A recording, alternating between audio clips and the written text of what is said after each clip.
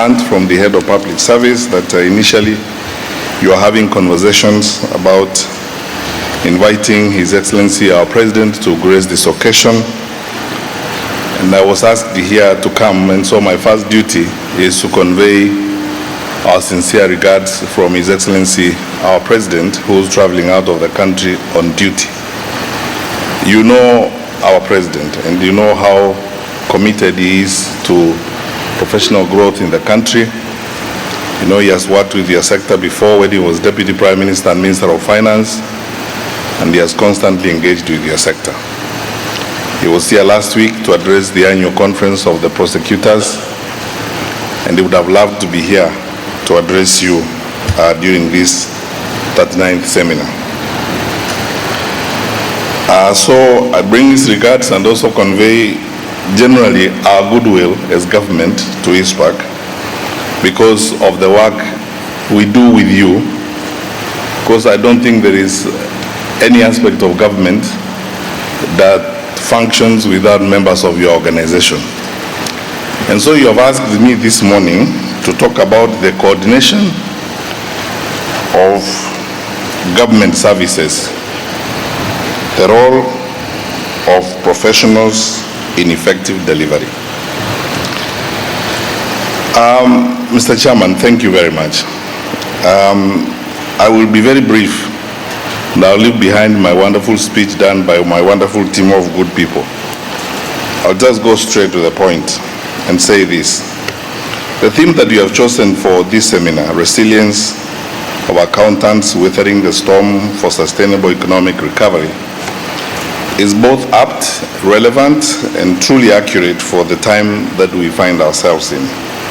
The last 2 years have seen us go through very difficult challenges as a result of COVID-19. They depressed the performance of our economy in the year 2020. We were only able to register growth of 0.3%. But by the grace of God and through the hard work of all of you Kenyans, our economy grew again and bounced back to a growth of 7.5% in 2021. My colleagues at the National Treasury tell me that we are projecting a growth of about 6% this year. But that notwithstanding, we are still faced with a number of challenges. And that is why it is important to talk about the role of professionals in the coordination of government services. For about nearly 10 years now that I have served in cabinet, it is abundantly clear to me that for a country of our size, we don't have the luxury of working in silos and always trying to sustain the fault line of them versus us. Those of you who are in private sector or those of you who may not be in mainstream government are not relevant or important to the workings and development of government. In fact, the philosophy of government has been, and President Kenyatta has espoused this in his famous all-of-government approach, that we must build an inclusive, integrated framework of providing services to our people. So we benefit a lot from professional advisory services from organizations such as ISPAC. Mr. Chairman, you told me this morning that of the 25,000 members of this organization, a good number of them are public servants.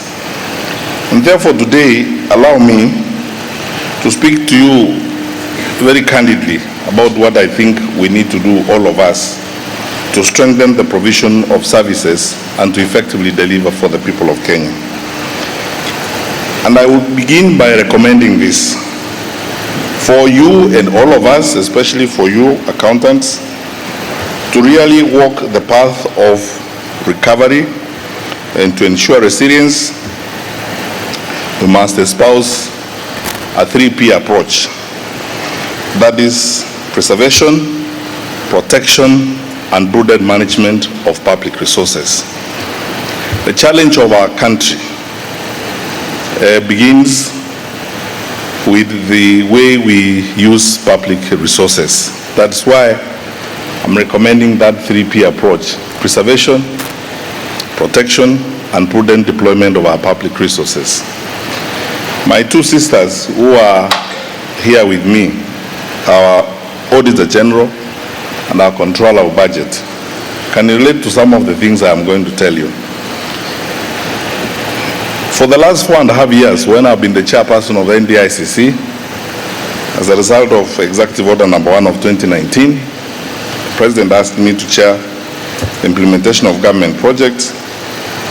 I have to sincerely tell you that I have come face to face with the horrors of our unprofessionalism and the way in which we misuse public resources. When I look at the A3 sheets that I'm prepared and presented with on government projects, all the challenges we deal with have got to do with an accountant or the other. And let me be frank with you, good people. The pending bills that we have been having in government, when I came in, I started with 6 billion shillings in the prison service. Half of them are unpayable because procedures were not followed. Some of them are cooked. And by the way, the people who cook them are not Mama Mboga we collect from Korogosho or anywhere. It is members of ISPAC who are accountants and who are your members. They are the ones who cook them. Now, the EACC has discovered some of my staff, some who may be your members, who have 260-something million in their bank accounts they cannot account for, who have 272 million shillings in their bank accounts they cannot account for.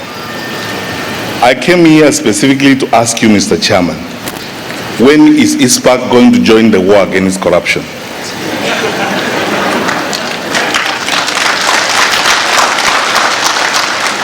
When is ISPAC going to join the rest of us in fighting corruption in the public sector in our country?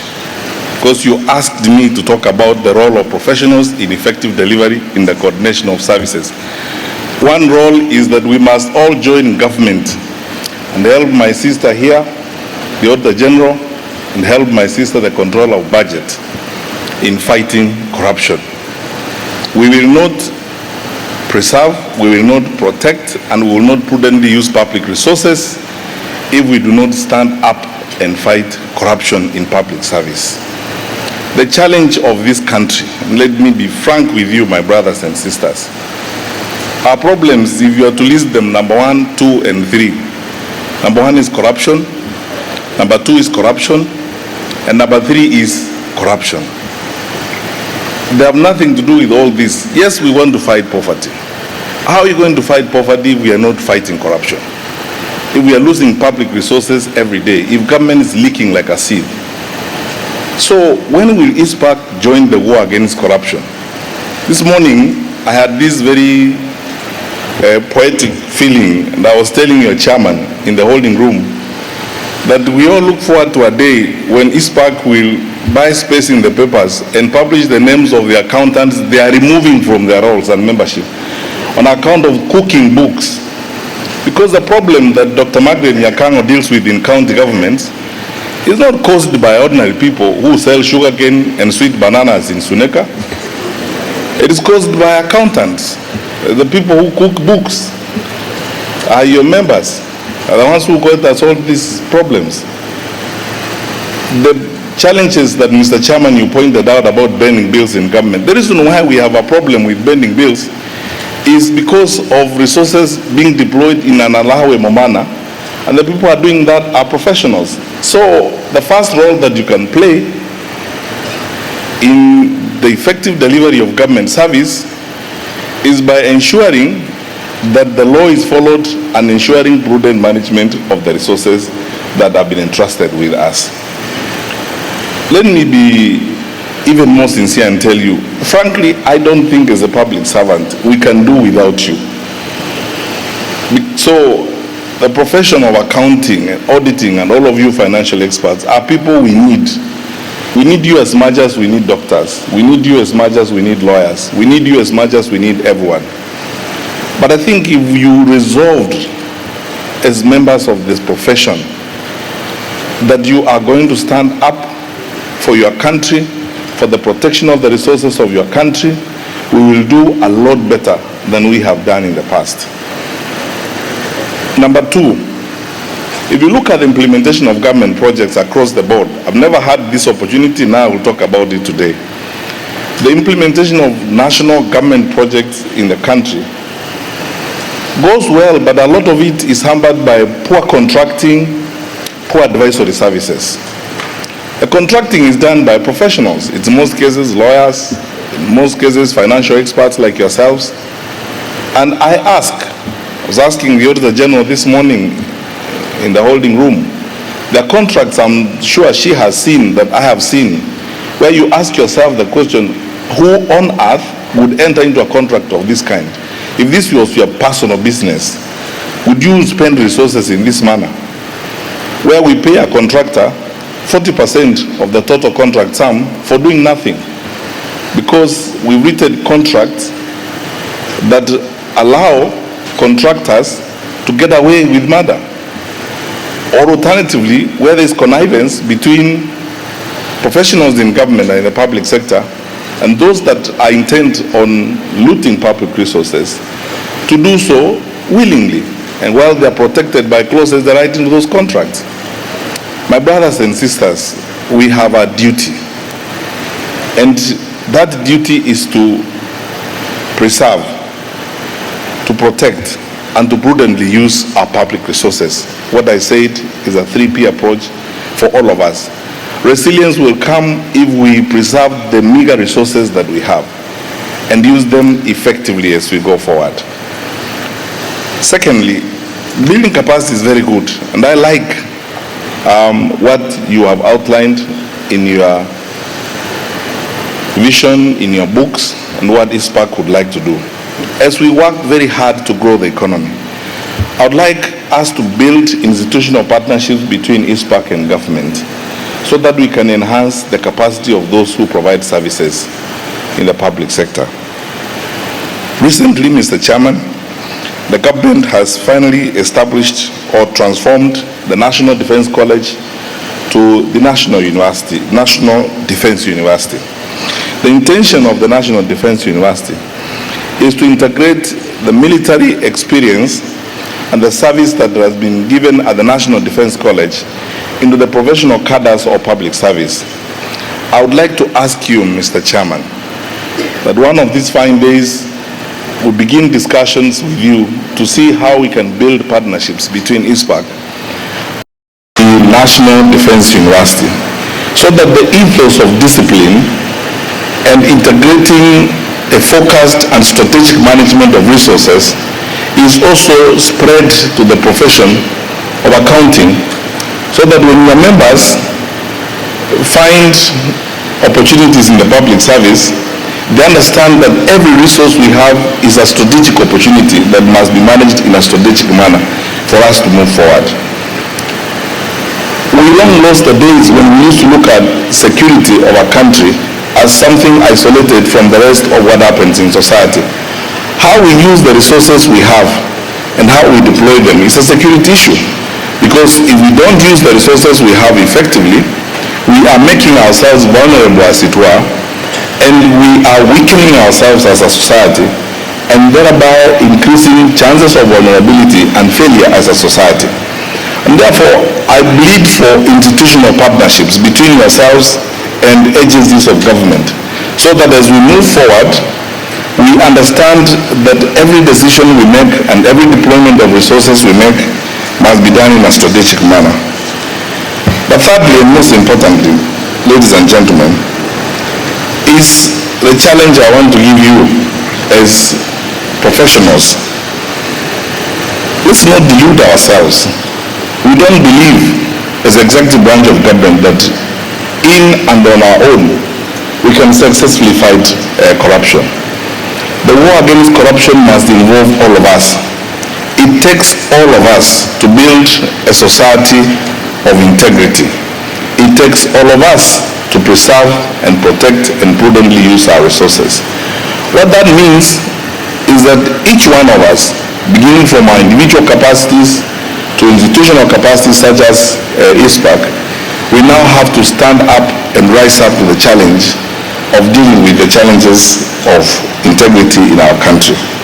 Mr. Chairman, for the benefit of your organization, I have documented for you 18 cases where investigations are complete and they involve accountants and members of your organization who have been involved in malpractice that we all know. And I want to ask you, because I'm going to leave you my write-up, that the Executive Committee and the Council of ISPAC begin leading from the front. Before Mr. Kinoti and Mr. Haji proceeds, you should also do your bit. Because surely you must be having an ethical code of conduct as accountants. Because all these people, I don't know whether any one of you has looked at the Business Daily this morning.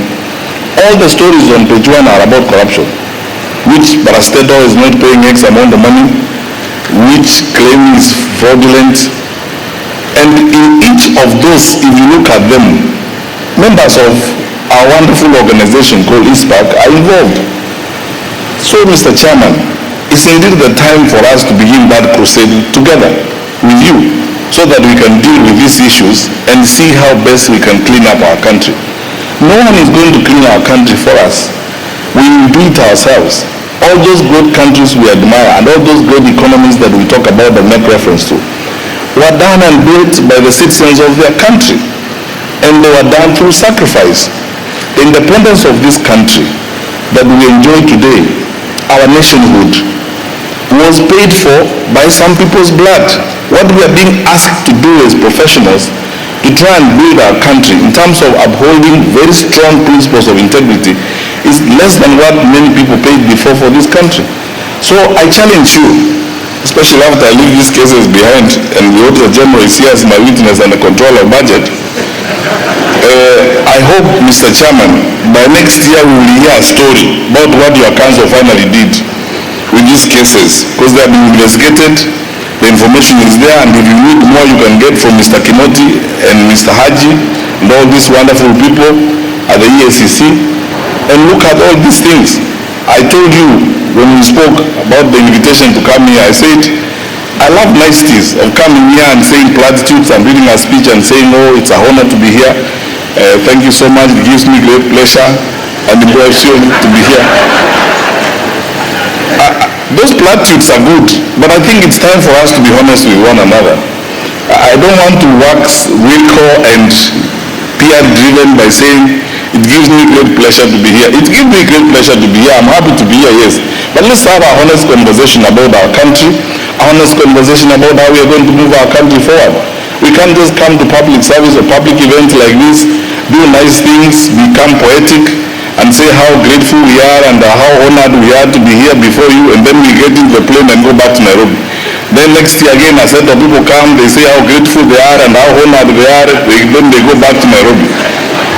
But let's do things that people will come and see that we have actually helped our country. Mama wenzangu, so far tumefikisha 350k kwa akaunti yetu ya chama. Tufanye aje na hizi pesa zetu? Naona tununue vitenge zinafanana. Vitenge. Hapana, tununue sufuria za non-stick. Sufuria. Tununueni kate. Kate. Ai, mama wenzangu, what tununue kaploti. Kuna watu wanauza plots na nyuki. Na nyuki? Hebu tuwapigie simu watupe uhondo. Hello. Thank you for calling Octaven. How may we assist you? Can we get a plot with 350,000 in Nanyuki? Yes, you can get a plot at the Great Oasis Gardens in Nanyuki today for as low as 349,000 shillings. There is inspiring possibility.